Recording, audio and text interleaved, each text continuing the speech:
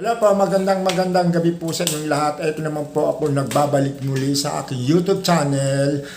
I am Danilo Manuel.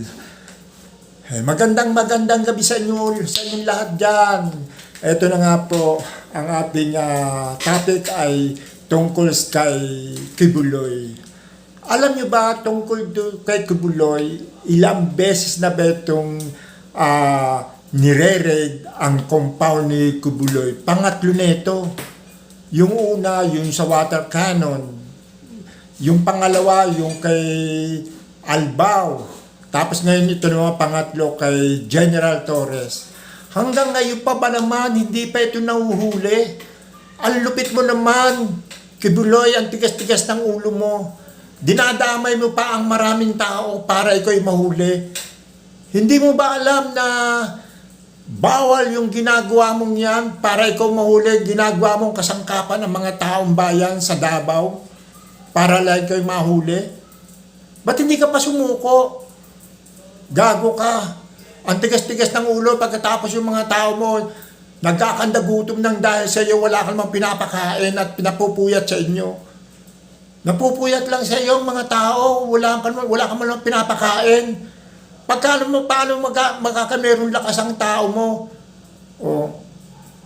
Hindi mo lamang nirespeto ang iyong mga tao. Sana sumuko ka na lang ng maayos para malaman ng taong bayan kung talagang wala kang kasalanan. Tapos ginagawa mo pa ng kasangkapan ng taong bayan mo. Biro mo, pinamamalitaan nyo pa na 7 ang namatay. Isa lang pala ang hinimatay. Talaga itong mga DDS na ito, mga walang hiya. Wala silang magawa. Puro sila mga fake news, puro mga kasinungalingan.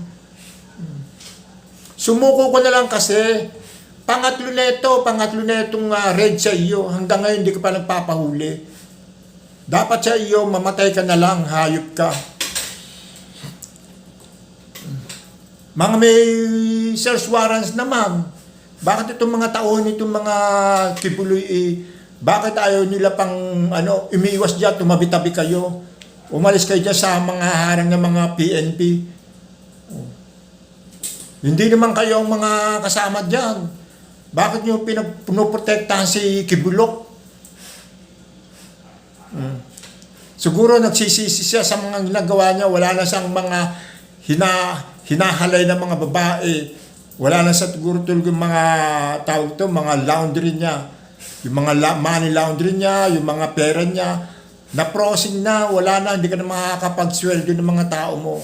Kaya sumuko ka na lang ng maayos. Para yan ang ikabubuti ng iyon ng sambayan ng Pilipino dito sa Davao. Kasi kung habang buhay ka ng ganyan, lalo kang maghihirap. Kailangan sumuko ka na para malaman ng sambayan Pilipino na ikaw ay walang kasalanan. Kung talagang wala kang kasalanan, harapin mo ang iyong kasalanan, Kibuloy, para matigil nito. Hindi nagmamataas ka pa, nagpapatintero ka pa sa mga PNP. Halatang halata ka naman na may kasalanan ka. Harapin mo ang iyong kaso para ito'y matapos na at huwag mong gamitin ang mga tauhan mo. Pangatlo nito, ayaw mo pa rin tumigil. O, paano po? Hanggang dito na lang po. Maraming salamat po. Paki-subscribe po at paki-like and share at paki-pindot po ang icon button po para lagi po kayong bago sa aking mga YouTube channel para sa mga ating susunod na mga YouTube channel. Maraming salamat po. Bye-bye.